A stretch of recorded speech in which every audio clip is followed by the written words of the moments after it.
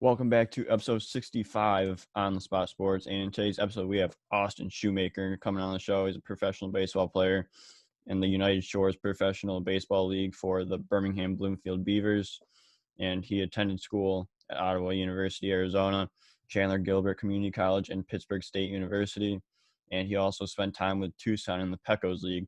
So this episode was a really good one. We really enjoyed talking to Austin about his path into playing professional baseball, and it's going to be a good one. So just sit back, relax, and enjoy this episode. And welcome back to another episode of On the Spot Sports. I'm Jack, and I'm alongside my co-host Tyler.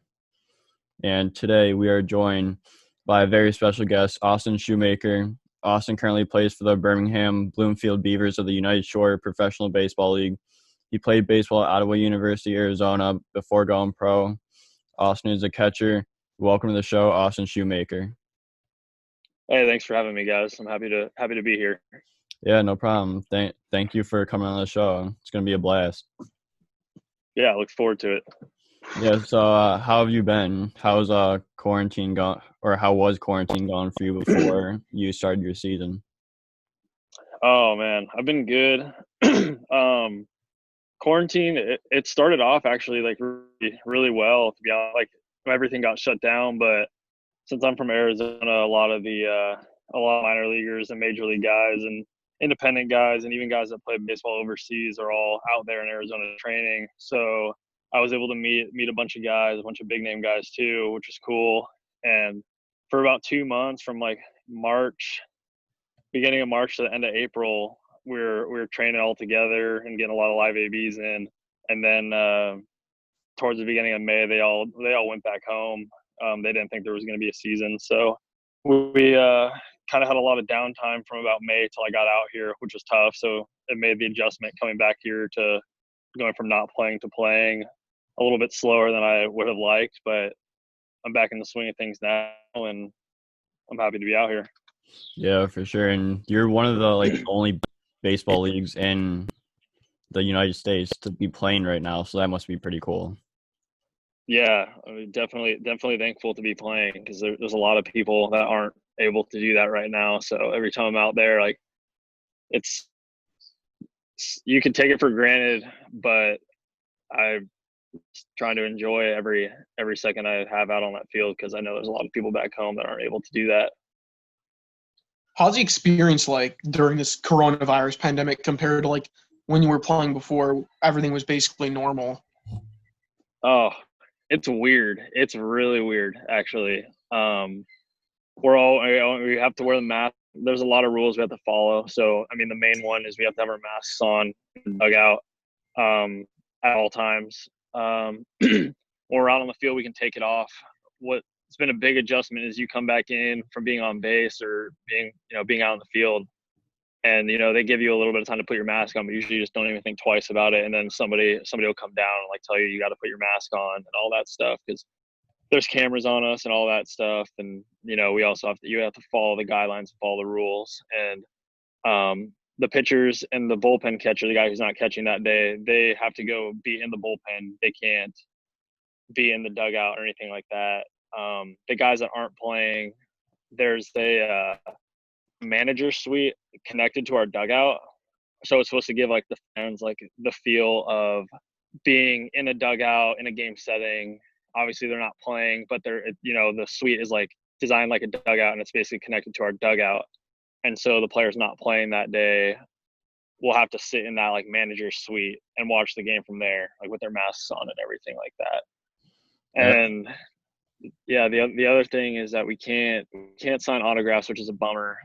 We can't give baseballs to fans. We can't do any of that stuff just to help stop the spread of the virus and all that stuff as a precaution, which is too bad, but it is what it is.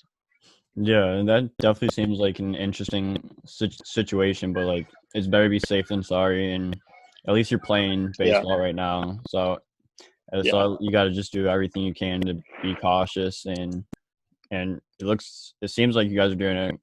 The USPBL is doing pretty good with that.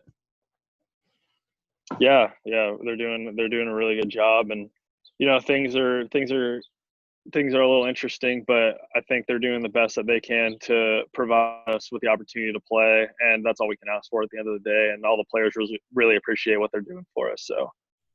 So we really appreciate it. Yeah, so what's been like the hardest rule that you guys have had to do because of all this? Probably either the mass in the dugout, or I would say also you can only have seven people in the clubhouse at one time. So we have to go in there in shifts, and that includes the clubhouse attendant, and that includes the trainer. So at times, and that includes the manager. So at times you can only have four players in the clubhouse. So like after games, there's usually just after the games, you probably want to give yourself about 30 minutes after the game before you're actually going to get in, get changed, and head out, because you can only have 7 guys in there at once. So it kind of makes that process slower, and we have to show up to the field in the shifts. So we show up, the team will report at 5 o'clock. First group of pitchers and catchers usually get in from 5 to 5:10, then infielders from 5:10 to 5:20, outfielders from 5:20 to 5:30.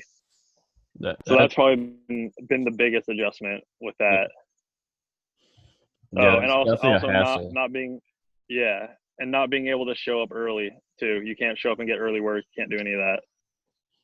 Yeah, that's definitely seems like a hassle. Like for me, like I play hockey and like I coach baseball as well, and like you can't show up early to like anything like hockey or baseball. You can't show up. Like I have to show up for coaching like literally 20 minutes before the game, which usually it's an hour, and like I have to wear masks the entire time.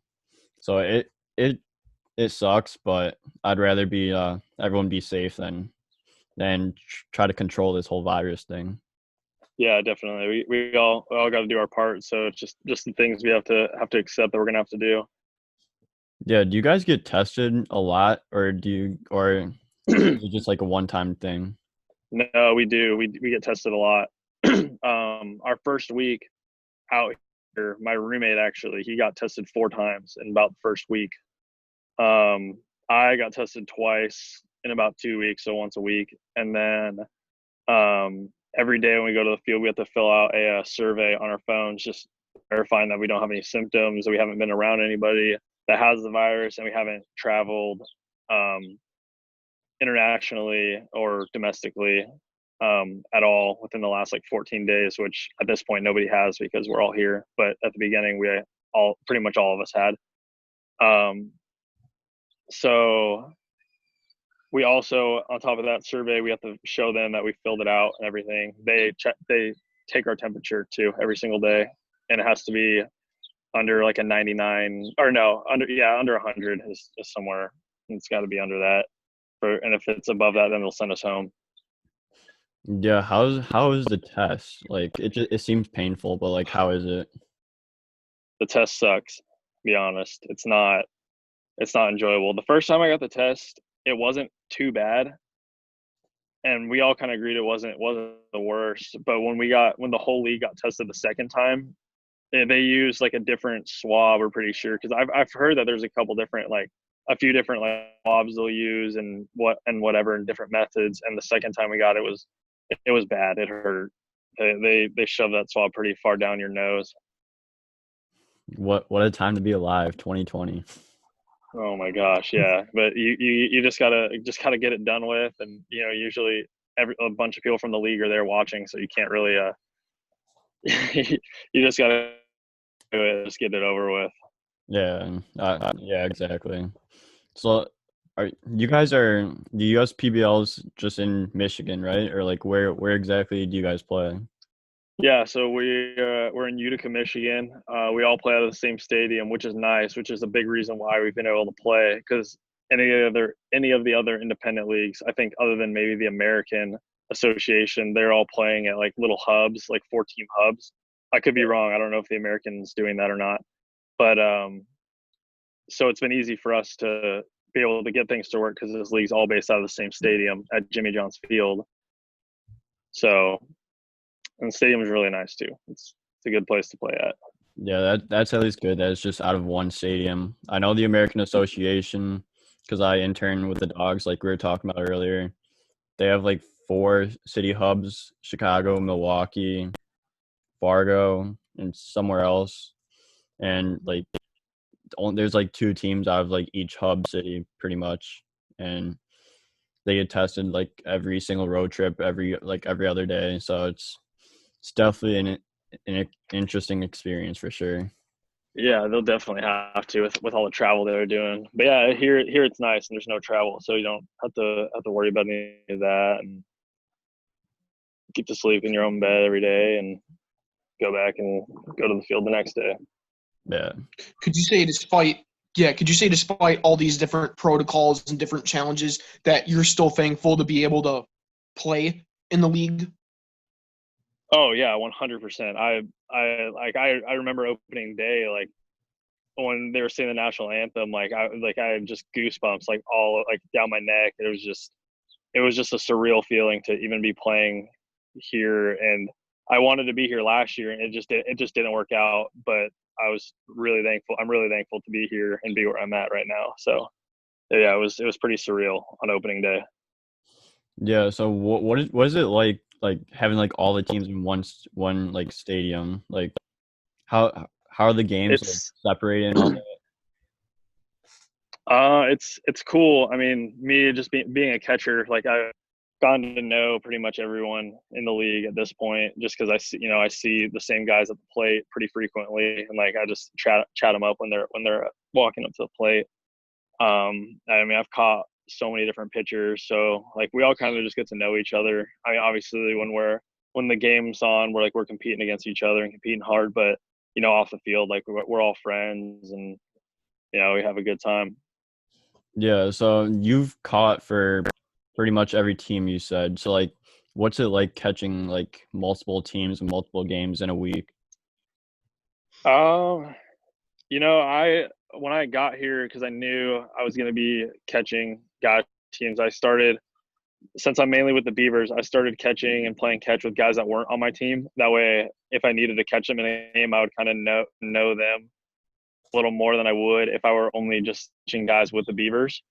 So through that, like the biggest adjustment has just been like just accepting the fact that I might catch a guy that I've never caught in my life, like ever before the game. Like we had one guy a couple weeks ago come in. He was from the Angels. His name is Dazon Cole. He throws some fire, and he was pumping 98 that night. I've never caught him in my life, never seen him in my life.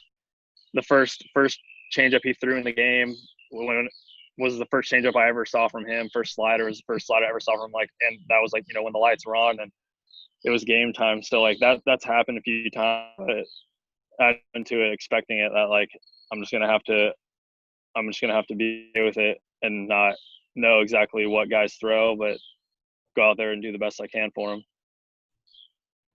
What made you choose to play catcher compared to, let's say, any other position in the field? That's actually kind of a funny story. So I started playing baseball around the age of 11, and so then I went and tried out for my junior high team. When I was 11, I just played like left field. They just stuck me out there. I wasn't any good. But we had a tryout for my junior high team, and we were in a room of like 60, 70 kids, and the coach was asking people by position, like who's an infielder, who's an outfielder, who's a pitcher, and then he was like who here's a catcher, and one other kid raised his hand, and so I had never caught in my life, and I was like, well, if I want to make the team, I'm just gonna say I catch. So I just raised my hand, and from there on, that's literally how I became a catcher. We had a couple guys from the high school I went to when I was in junior high come out and like help. So they kind of showed me, the basics of catching and like that. And from there on out, I just caught my whole life since. Yeah, so it was just like a reaction, like you knew you want to make the team, so you just raised your hand just to impress the Yeah, coach. because I probably wouldn't have made it if I didn't say that. Yeah, so how was that first game that you caught for your junior high team? Oh, I I don't remember the first game. I remember specific games where I was catching guys that threw hard, and I just wanted no part of it because I didn't know what I was doing. Obviously, just trying my best and everything, but I'd never caught before, and I literally just did it just so I could make the team. Yeah, That's really all I remember of it. that's funny. So like, did you play any other positions besides, like you said, left field? Like you pitched before, right?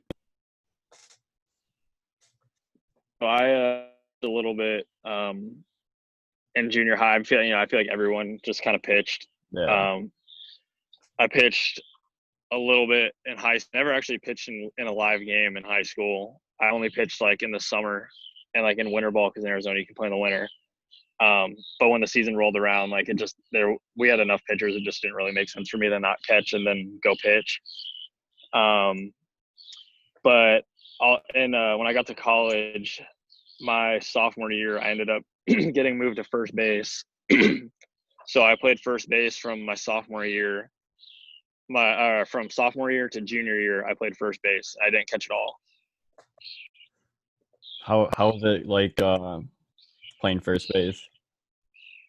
Well, my junior college I went to. So I guess I'll just start with I went to Pittsburgh State my freshman year out of high school. Out of high school, went to Pittsburgh State my freshman year of college, and I was a catcher there, and I really liked it there. Really nice facilities, all that good stuff. But just being away from home just wasn't really my thing at the time. So I transferred back home to a junior college in Arizona called Chandler Gilbert Community College. Went there, caught in the fall, and it didn't do too good catching. For some didn't have it that fall. I don't really know why. And the skip called me in to his office one day, and he texted me after class. I was eating lunch. I just made this big lunch. Texted me and was like, "Hey, I need to see you in my office." And I knew he was cutting guy around that time too. So I like lost all my appetite, left my food on the table, went over to the school. I thought I was getting cut. I thought I was done. And I came into his office and he sat me down. First thing he said to me was like, "You're not a catcher." And I was like, "Okay, like what is that? What are you getting at here?" And he's like, we see you as a first baseman. Have you ever played first base before? And I was like, "No." So he said that, I had hit pretty good in the fall and they wanted bat. I could swing it a little bit at first base. And that's how I became a first baseman for a couple of years. What an interesting story. And that was funny how like they're like, "You're not a catcher, but we'll stick you at first base." But you did pretty good. You did pretty good there, it seemed like. Actually at Chandler, I didn't do too well. In the fall I did well, and then in the spring I just for some reason just really didn't figure it out at the plate. I got things done, like I moved guys over, get some RBIs and all that. So I did enough, but I didn't have as good of a year as I would have liked, which then led me into not really having anywhere to go after that year. So I walked on school, and yeah. Yeah. So going back to where you first started at Pittsburgh State University, what was it? What went into like picking Pittsburgh State as like your school to go to and to play baseball? So they have woodworking programs in the country, and in high school we had a wood technology program that I was involved in, and because of that I wanted to go there, and that was my major, was wood technology. And if I could go there and play baseball, it's just kind of a double whammy. And I got there and then realized that I really wasn't all into wood technology or anything like that, and it's more into the exercise science field. And so at that point, that was kind of when I realized like there's not really much point in me being out here, especially being away from home. Yeah. So like, how did that first season of college baseball go? Like overall, besides for like Pittsburgh State not really going the right way for you, like that you'd hope. Yeah, I mean, I learned a lot that year, and it was a pretty good year. I didn't play a lot. Our catchers were a lot older than me, and they were good too. I don't think I was really ready to be getting into games that year. So I just took a lot of pride in just catching bullpens for guys and getting my work in like during the games in the bullpen. and kind of treated the pregame stuff with, batting practice, infield, outfield, kind of treated that as my game and my time to develop during the spring. I played in a couple games, but definitely just use that year as a big year for development for me. Yeah. So what was like one of the biggest things that you've learned throughout that first year of college ball in college?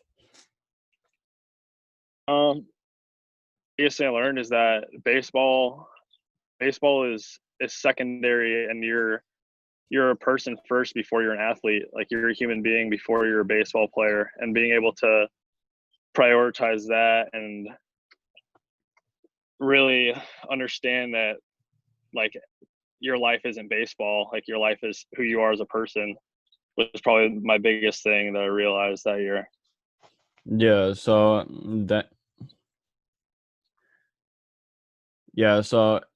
when you could first go from like high school to like college, like a lot of people have like that hard like transition period. Did you have like a hard transition period, or did you just fit right in like right away? I definitely had a hard transition period in terms of like moving away from home and all that stuff, not being with my family and my friends, any of that. But I'm a really sociable person, so I mean, I met all the incoming freshmen day one.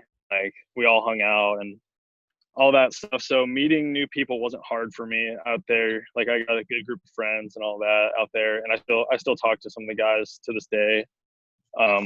But in terms of just being away from home, it was a pretty hard transition. Yeah. So then you decided to go to community college at CGCC. So like, Yep. what was that experience like going back to community college and like furthering your baseball career too? Oh man, going to Chandler Gilbert was the best decision I made in my entire career. That was by far the best year of baseball I had. Because I learned a lot about myself, learned a lot about other people, met a bunch of great guys. Like, all those guys, I still just about everybody from that team I still talk to. Yeah, we had a solid team there, and the coaching staff there is just, they're outstanding. They really have a good feel for what is important, and they're really big on just developing people first. And they want to build a good baseball program and stuff, and they have a solid program there, but they really focus on getting your degree, passing your classes, just being a good person, all that stuff. And if you're not going to do that, then they're not going to let you be on the team. But whenever I go and talk to Skip over there, the first thing he always asked me, like when I was in college, is how close are you to your degree? How are your classes? It's never like, how are you doing in baseball? How are you hitting? How are you catching? It was never any of that. It was always just questions about life and like the more important things. So they take a lot of pride in just developing people and for the future, and really take a lot of pride in developing just good people. That's the best way I can describe it. Could you say that, like, when you first went to Pittsburgh State, you realized that, like, the person part of life is the most important part? And you mentioning that your old coach, he'd always ask you about that part of your life. Could you say that that really ties into, like, that special kind of, I guess, relationship or bond you had with the coach and kind of the team for that matter? Yeah, definitely. I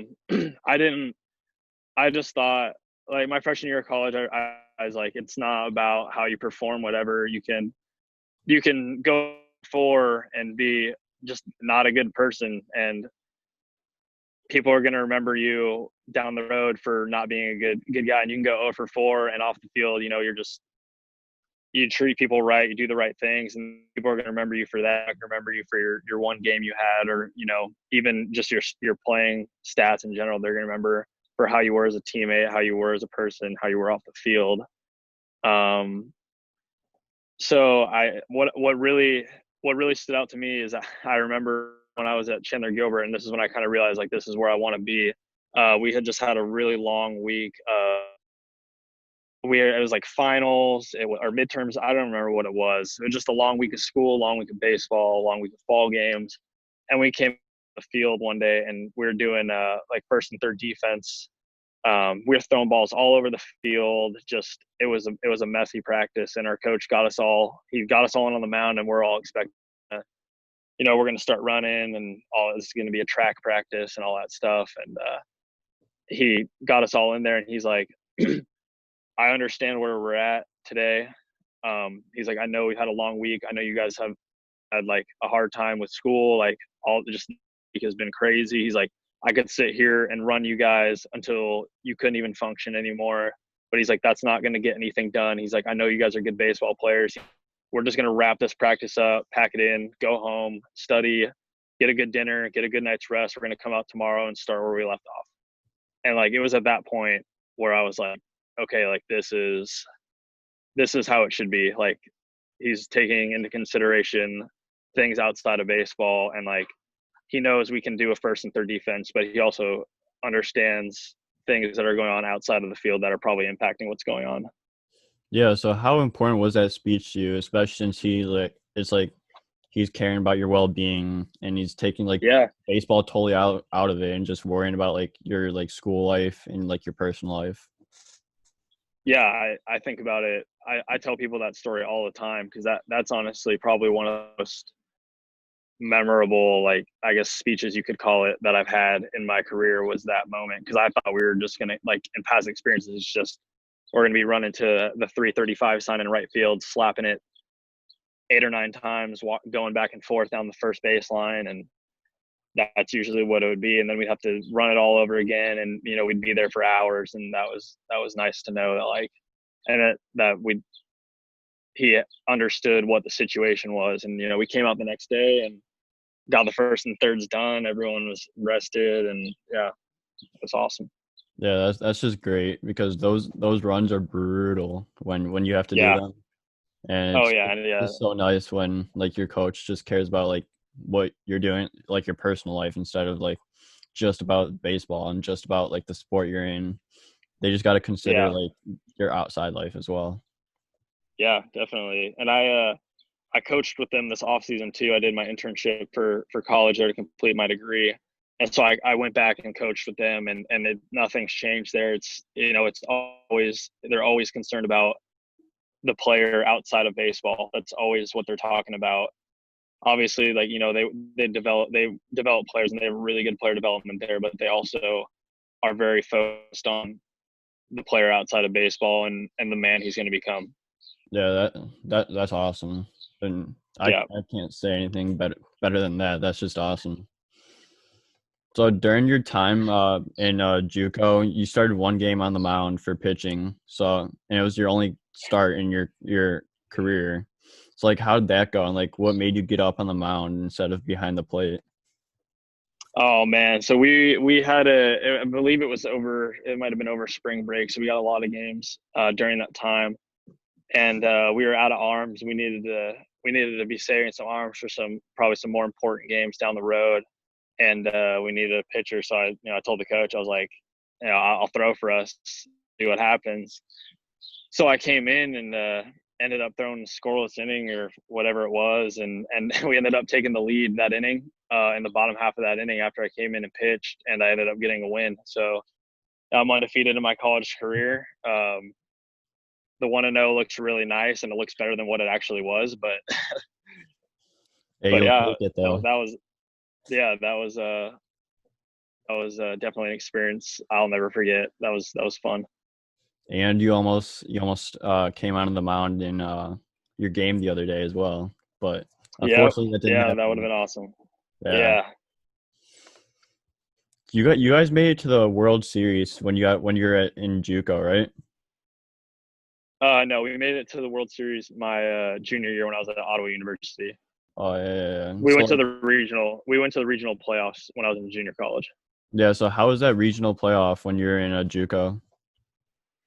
Oh man, we so my whole goal, one of my goals when I signed college baseball was I wanted to feel that college baseball like playoff atmosphere. So just being able to in that situation to do that was awesome.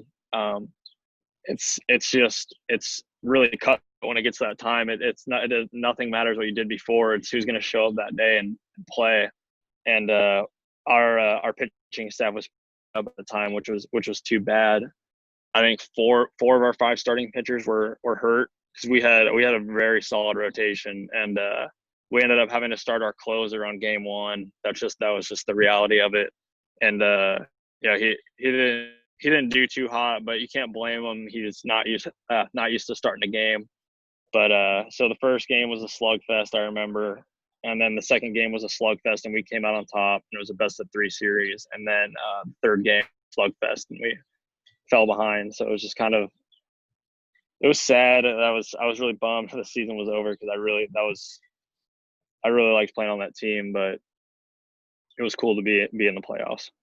Yeah, it's like, how is that like playoff atmosphere? Because college baseball playoff atmosphere is unreal. So like, what was it like actually like playing it? Did you have like a lot of adrenaline throughout all the games you played? Oh my gosh, yeah, adrenaline. You just don't know what's gonna happen. Like everyone's gonna get in the game. Like guys that didn't play all year could get a huge pinch hit situation to win the game and send us to the next round. So it's just all that uncertainty. You just don't know what's gonna happen. But it was definitely a different experience. Yeah. So then the next year you went to Ottawa University, Arizona. So what was it like switching from like you started at Pittsburgh State, then you went to JUCO, and now you're back at Ottawa University, Arizona. And so like, what was that like? And like, you have like a hard transition period from like going from JUCO to Ottawa University?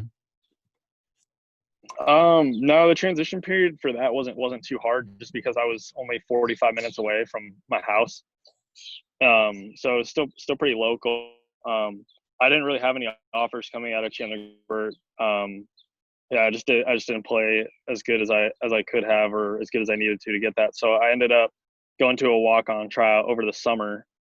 And they had 2 walk-on tryouts. They're about 3 weeks apart. After the second walk-on tryout, they said that they were going to call us. It was the last day of the tryout was on a Tuesday, and they said by Friday they'd give us a call and let us know if we made a team. And they told us that they were only going to take 1 guy, and there was, I don't even know how many people there. There was a ridiculous amount of people.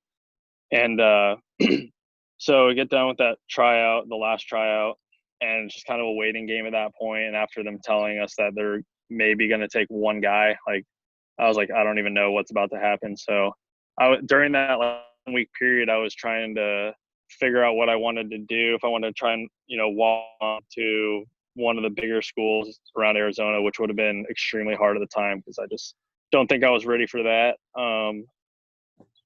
Friday night rolled around, I got no call. I was like, okay, maybe Saturday, just trying to keep my hopes up. And I remember I was hitting in the cage, no call Saturday. I was hitting the cage, and I was lost. I was like, I don't know what I'm gonna do here on. Like, could I have just played my last game? Is that it? I don't know what's gonna happen. And then Sunday night, I remember I was playing Battlefield at my house, and I got a call, and the number was from Florida, and that's where the head coach Tim Montez is from, for Ottawa. He coached at Jacksonville before that. And so I was like, there's no way. It was like 9:45 at night, and I was like, there's no way that this is going to be him when I answer this phone. I answered the phone, and sure enough, it was him on a Sunday night. He reintroduced himself to me, and gave me an opportunity to play for his program. So I remember I came out. I was crying a little bit because I was so happy. I told my parents about it, and from there on out, just that's where I went to school. Yeah, that's just an awesome story. Like they only picked 1 player, and like you didn't think it was gonna be you, but then it ended up being you. And just getting that call, I did, that must have been awesome. Yeah, getting that call. I'll never forget that night. I remember I was just playing video games in my room. I was like, this is a bummer. I'm gonna have to figure out what I'm gonna do now. If I'm gonna continue playing or what I'm gonna try and go do. Yeah, you wouldn't expect a coach to to call you at like 9:45 at night either. No, especially on a Sunday night. He's a very family oriented guy, and I figured, I was like, when Sunday rolls around, there's no shot on me. Yeah. So how was your experience playing at Ottawa University? Because it seemed like a great program for you. Yeah, it was a great fit for me. It was the first year of its existence, actually, was my junior year, so my first year there. I met some really good guys there. We had three guys that were from Grand Canyon University, and those guys ended up becoming my really close friends. Like, actually, my best friend was the catcher for us that year, Josh Meyer. He came from Grand Canyon University. Him and I are best friends now. So through those guys, I learned a lot just about the game and just they had a lot of experience coming into that program. It was their senior year, other than one of them. So two of the guys was their senior year, and I got really close to them, and they shared a lot of their knowledge with me. So that junior year was a huge turning point in my career, I felt like. Yeah, that just seemed like it was a great fit, especially since it was like their first year, like new start for everyone there. Yeah, definitely. Yeah, I started at the bottom of the barrel at that place, though, which was tough to come out of. I came in and we were doing inter squads, and like I was getting no at bats, really no time in the field, just nothing. I was playing the outfield, actually. Now that I think about it, when I first got there, and I wasn't an outfield. That's where I was. But yeah, I started with no at bats, and like I'd maybe get a couple at bats a week in inter squads, and we inter squadded all the time. But eventually just kind of worked my way from the bottom all the way into a starting role. Yeah, so like you said, it was Ottawa University's first year of baseball. So like how cool was it to like start like first year like they had it and like start building the program from the ground up? It was so interesting. We literally had about no gear when we started, no practice gear, no nothing. Practicing in shorts. Hats we were not the greatest. But I think that really like shaped our team for that year, and kind of just made us pretty gritty in terms of that, because we started with pretty much nothing, and we were practicing on just a grass it was called 8-acre park.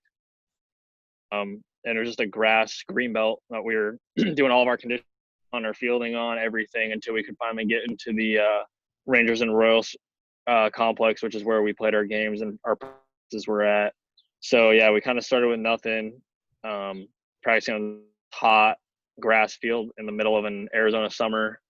Yeah, so it definitely, that set the culture and the tone for our year. So it was good for us. Yeah, so how was it practicing with that Arizona weather? It must have been really hot.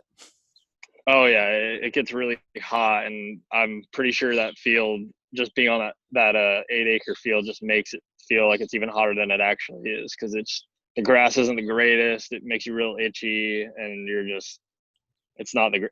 wasn't the best situation, but we ended up getting our work in, so that's what matters. Yeah, you put in the work. That's all that really matters, and it doesn't matter how. It just matters you get the work done. Exactly. Yeah, we found a way to make it work. So Yeah, that's fantastic. So looking yeah. back at when you first started, like from year one to like where it is now, like how cool is it looking back at the program and seeing where it is now? It's pretty incredible. When I went to school there was not really a campus. It was just one building, nothing built yet, other than the building that was already there. And that was just like a city hall building, because their campus is right next to City Hall. It's Surprise, right in the little convention center they got there. So now going back to it, they've got a really nice dining hall. They've got dorms. They have a football field. They have a basketball court. They've got a full-size weight room and just all that stuff. When I was there, we didn't have a weight room, so we had to pay for our own gym membership and have team lifts at a commercial gym out in Surprise. So now that they've got all that stuff, it's just, it doesn't even look like the same place I went to when I was going there. Yeah. So how was that like? When you had to go weightlifting, like, and you had to go to a gym, like an actual gym, pay for a membership? Like, how was that? Like, it must have been hard. It built character for sure.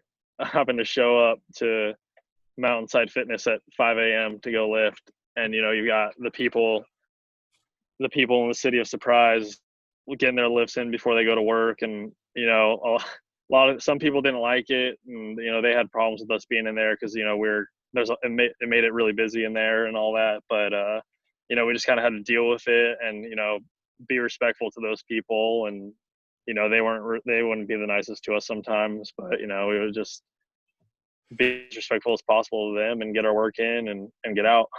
Yeah, that's all you can ask for. Yeah, exactly. Yeah, so in college baseball, there's generally 2 seasons. There's a fall and a spring season. So, like, what's the difference between the 2 seasons, and like, how'd that go? Like, cause you guys were fall champions when you were there, right? No, that's like the fall World Series. So you'll have like your whole like fall your whole fall season. It's your practices, your inter squads, and all that stuff. And then usually at the end they'll like pick captains, and then the captains of that team will draft a team. The captains of like the whole team will draft 2 teams, and one captain will be in charge of one team, one captain will be in charge of the other, and then you just like play those 2 teams. So technically it's still inter squads. Yeah. But they just call that the Fall World Series. So it's just kind of like within the program kind of thing. Yeah. So how did the fall season go for you? So the fall is usually it's more focused on development. So a lot of lifting, conditioning, lots of practices, lots of inter squads. Obviously stats don't count, but at the same time they kind of do, because you're competing for a spot in the spring. So you're trying to make yourself, make a name in the fall for the team, so that you'll get to play in the spring. So that's usually what the fall is for. Yeah. So how'd the spring season go for you that same year? The spring season, it went good. I mean, as a team, like we made it to the World Series, and that's all you can really ask for. Individually, it went pretty well. It went pretty well too. I started a handful of games. Went a couple stretches without starting too. We had a couple of guys that were pretty interchangeable in the lineup, so me and those guys would kind of rotate and whatever. They'd get a lot of playing time one week, and I'd get a lot the next week. And it just kind of depended what coach wanted to do with us that day. And yeah, it was a good year. I learned a lot. I just learned a lot about the game that year, definitely. Yeah. So how was that experience in the World Series and like that atmosphere? That was a good time. We got to fly across the country and go to the East Coast. Flew into Atlanta, Georgia, about a 2.5-hour ride to over to Clemson, South Carolina. It was hosted in Easley, which was about 20 minutes from there. So we were there for an entire week. They had, first day we got there, we had like community service projects and all that stuff. What else? Yeah, we had practice early in the morning, and we were a West Coast team, so that 3-hour time difference was the first day was kind of tough. I think our first practice was at like 7 in the morning, East Coast time. So that's 4 in the morning for us. So we're up at 3 in the morning to get ready. And none of us were adjusted to that yet. So that was kind of cool to kind of just think like technically it's playing baseball at 3 in the morning right now. Back home, because we were only been there. Yeah, we were only there for 24 hours, so none of us were adjusted to that. And then they had opening day ceremony, all that good stuff, and then we got to playing. We got to all the teams stayed at the same hotel, which was pretty cool, and we were right next to Clemson University, so we got to go see their campus, all that stuff. It was fun. Could you say that time, like that road trip, really helped you and some of your teammates and just you guys as a team overall to like bond more and kind of like, I guess, fit well together? Oh yeah, I mean, you definitely got to know people on a 3.5 hour plane ride over there, and you guys are all kind of same boat together there. So we went to we went did hiking trails. We went and went to some different places that we were told we should go see while we're out there, and we all did that as a team. So we definitely got a lot closer during that time because we're on the other side of the country, and all we have is each other. So Yeah, and those road trips are definitely bring you together as a team, no matter what team you're on. Definitely those road oh trips, yeah, like those hotel stays, definitely bring you all together. yeah, definitely. Yeah, so you were also honored with All American that year as well. So like, what was it like being honored with All American? I was actually honored. I was actually named an All American my senior year. My junior year, I didn't get any of that. So how in 2009 in your senior year then, how was getting All American then? It was cool. I didn't really expect it. I didn't even think twice about it just because I'd never been I never got named anything like that in career, like ever, like not in high school. I wasn't like all region or all district or whatever they have. I wasn't any of that. I was never anything like that before that in college either. So like I didn't even really think twice about it until I got a text from my coach saying that I'd been named an All American, and I mean, I was happy about it. It was cool. It was a cool thing to know that like my season had been noticed and all that stuff. So Yeah, anytime you could have that get noticed like that, it's always fun. It's always a good time. And it just proves that how hard you worked and like how much like you really put the work in. yeah, definitely. Yeah, so then that next year in 2019, you signed your first professional contract with Tucson in the Pecos League. So like, what was your like first pro season of baseball like, and what led to like signing the contract with Tucson? Yeah, so that whole thing, that whole it's probably about a 3 month span there with 2 months, and it was pretty interesting actually. So it was about halfway through my senior year. Our pitching coach came up to me after a game, and I had a pretty tough series. It didn't go very well. I came back from an injury, not making excuses, but came back from an injury and things didn't go my way. And he came up to me even after that and was like, "Hey, like I think you've got a chance to like play at the next level. Are you cool if I drop your name to some people that I know?" And that wasn't even a thought in my mind ever that I would be able to even be in consideration to play professionally just ever in my life. So I told him, I was like, yeah, like definitely if you really think I can, like go ahead and do that. Like I'd really like that. And so fast forward to the end of that year, had a pretty decent year still. We went and had out with the White Sox um, about a month before the draft. The seniors on that team, we all got to go out there in front of the cross checker, and I had a pretty good workout actually. And one of my coaches called me after that workout and said that he was the scout was pretty impressed with me, and just to kind of hold tight and see what happens. And nothing came from that. Nothing with the draft. Nothing with the no free agent signing, anything like that. So then the Pecos League was kind of my next option there.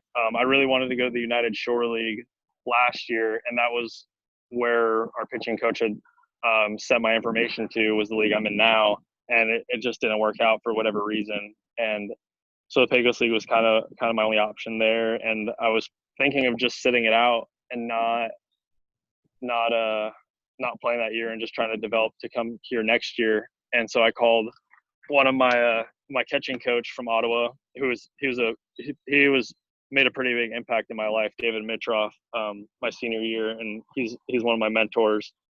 I called him and told him, I was like, hey, like I think I'm just gonna hold off and just wait till next year and see if I can get something. And he he didn't yell at me through the phone, but he gets really hyped up over things, and he's like, are you kidding me? Like you're getting your opportunity, like there's gonna be guys playing, putting up numbers, and you're gonna be sitting there, developing and whatever. He's like, no, like you need to get out there and like you need to show people what you can do. So I ended up going to his house like the next day, having dinner over there, and I made the decision that I was gonna sign on Saguaros. So I went and did that. But I ended up getting hurt my first game there. I really messed up my shoulder pretty bad so I couldn't run a bat, couldn't throw a baseball back to the pitcher. Like it hurt really bad. So I went and called the coach after 3 games. I was there for 3 games and started all three. And I called the coach that night after the third game and was like, my shoulder's shot. Like I can't throw a ball. I don't know what to do. And so I ended up having to go back to Phoenix, get an MRI, and it came back that I had an impingement. So then I went and got assessed at a physical therapy place, and I had like close to no mobility in my shoulder. And they said if I were to keep playing and play out the year, like it'd probably end up. So I had to do like a 3-month rehab, 2-month rehab for that to get it back to normal.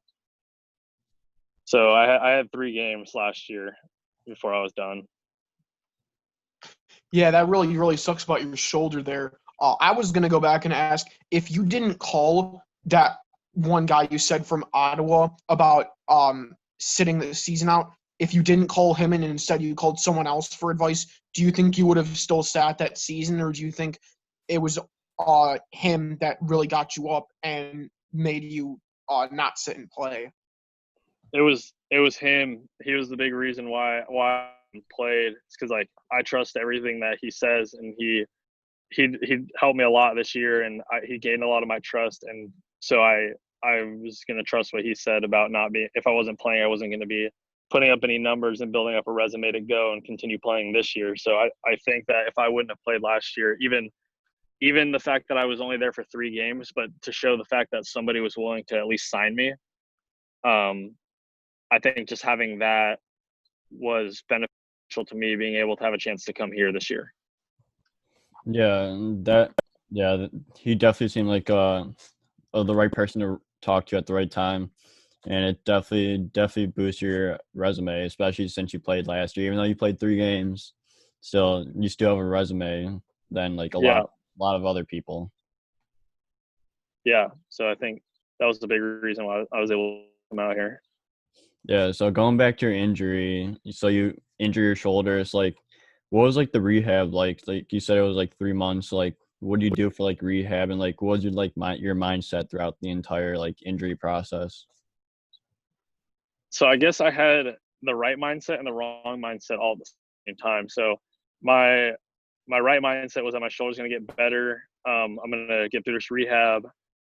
Instead of, I worked out, I was working out just about every day, but I was only training my legs, like just, to stay in shape. So I go to the gym every day on top of rehab and just train my legs, get those stronger. And then where I went wrong with my mindset is that I'm doing all these shoulder exercises at physical therapy. So I'm going to come back throwing even harder and have a stronger arm than I had before I was injured.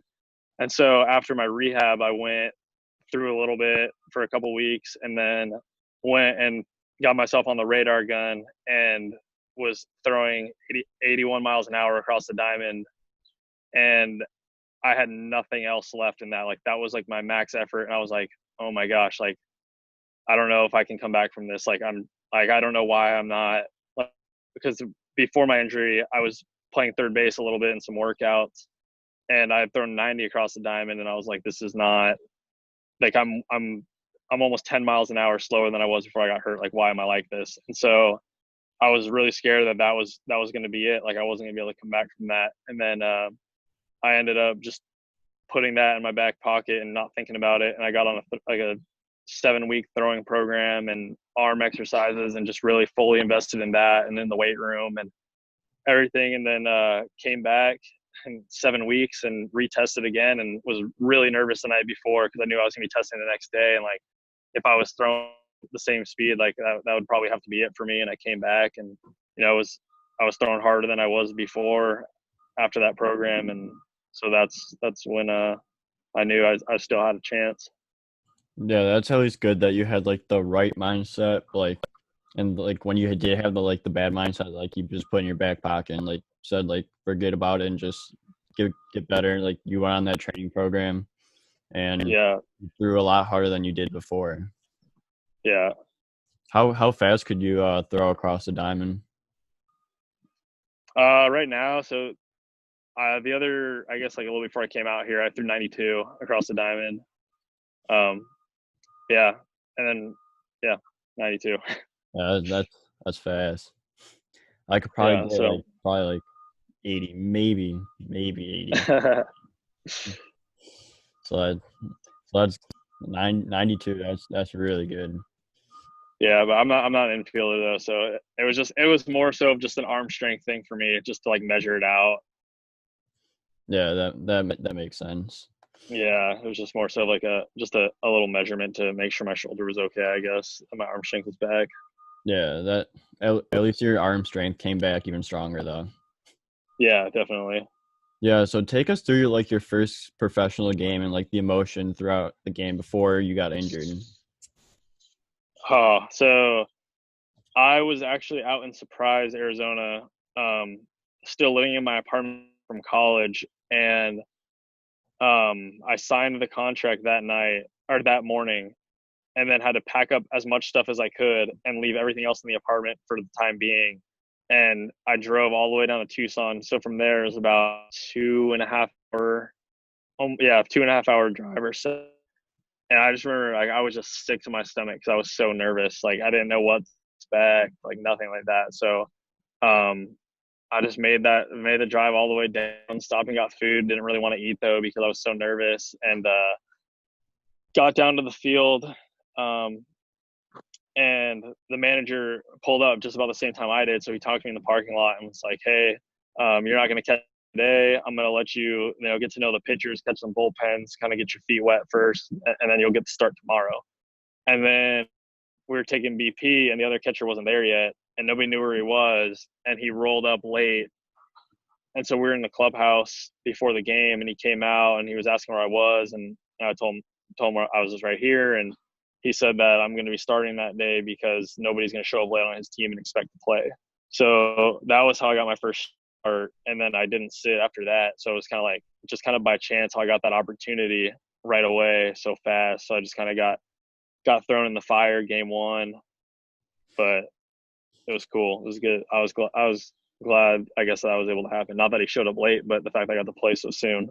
Yeah, that must have been weird because you were not expecting to play, and then all of a sudden your coach is like, "You're playing," and that must have Yeah. thrown you off completely. Yeah, I always go into the game even if I'm sure I'm not playing, just the mindset that I am playing until I see, I line up, and then from there, you still expect that, you might get a pinch hit, or like, for whatever reason you have to go in the game that you're going to have to get in there. So usually you still prepare, you're still supposed to prepare the same way, which is what I do. So Yeah. So we have a few more questions for you. yeah. So what's your walk-up song, or if you don't have one, like what would it be? So my walk-up song is "Rude" by Eternal Youth, I think is the name, or is the name of the group. I'm big on walk-up songs that are just kind of like a smooth, like relaxing beat. Yeah. Typically like not older songs, but songs that aren't like, you don't hear them every day now. So like my junior year was Electric Feel by MGMT. Senior year was Sit Next to Me by Foster the People. And then this year is Ridden by Eternal Youth. So just something that gets me relaxed and just kind of a calming kind of song. Yeah, Electric Feel is definitely one of my favorite songs by MGM. Yeah, that's a good song for sure. So I try to find songs that are similar to that, because that was like my favorite walk-up song. Yeah, that's awesome. So Yeah.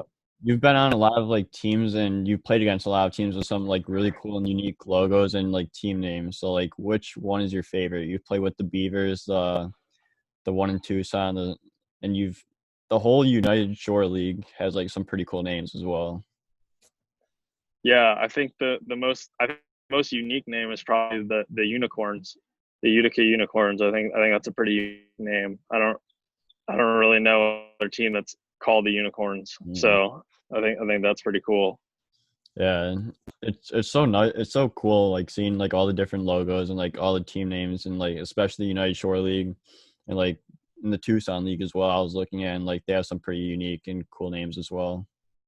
Yeah, they do. They've got some cool names there too. Yeah. So So funny story. I was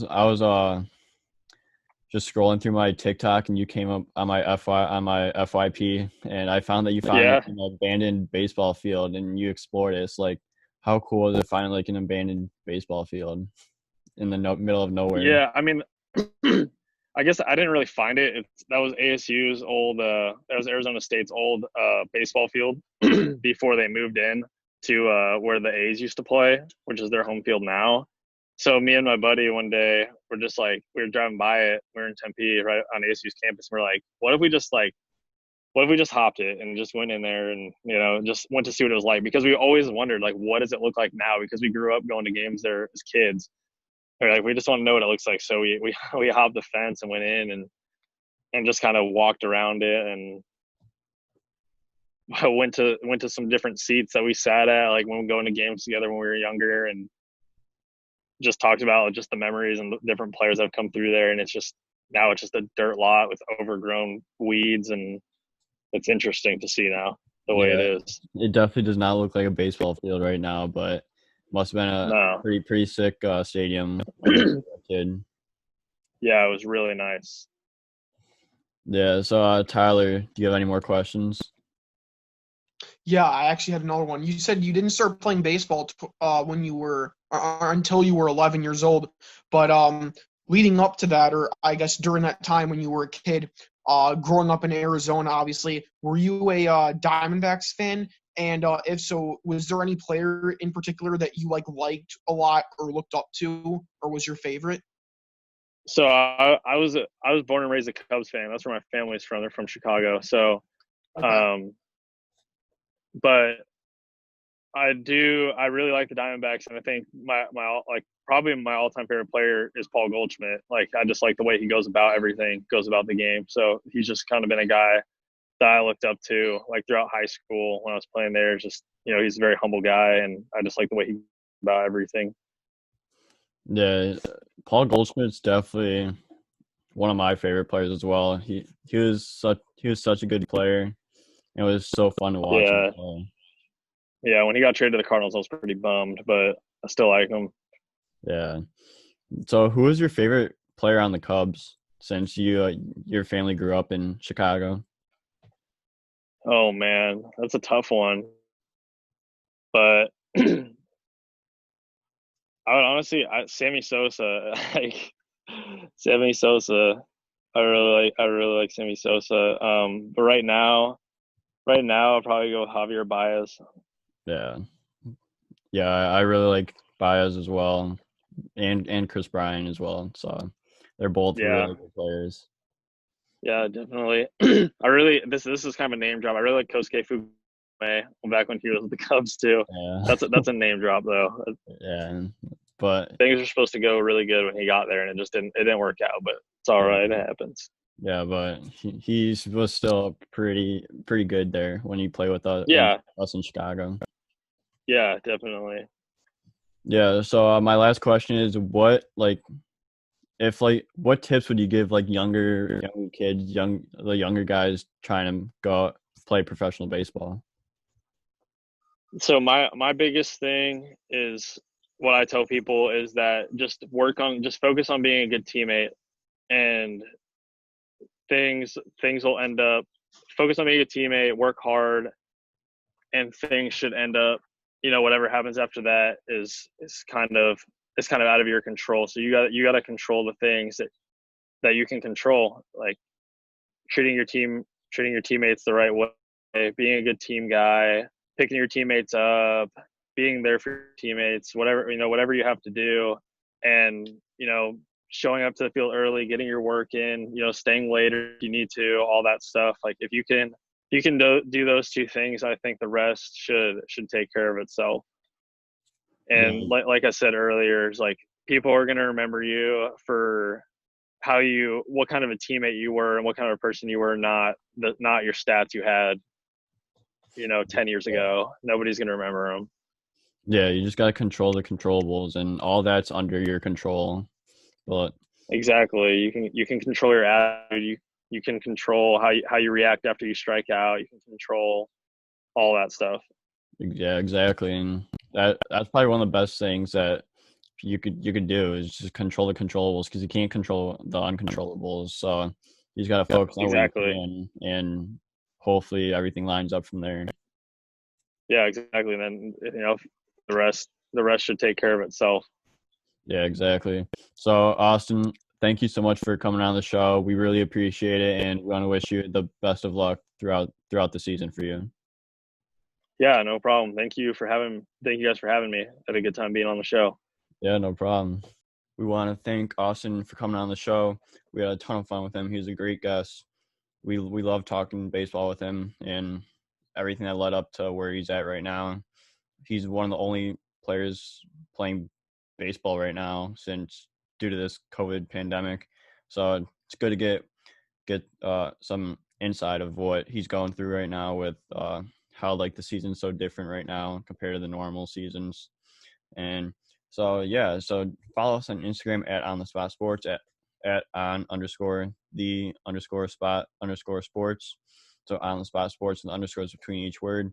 And remember to follow us on Instagram and listen to us on YouTube, Spotify, Apple and Google Podcasts at On the Spot Sports, and we'll see you in the next one.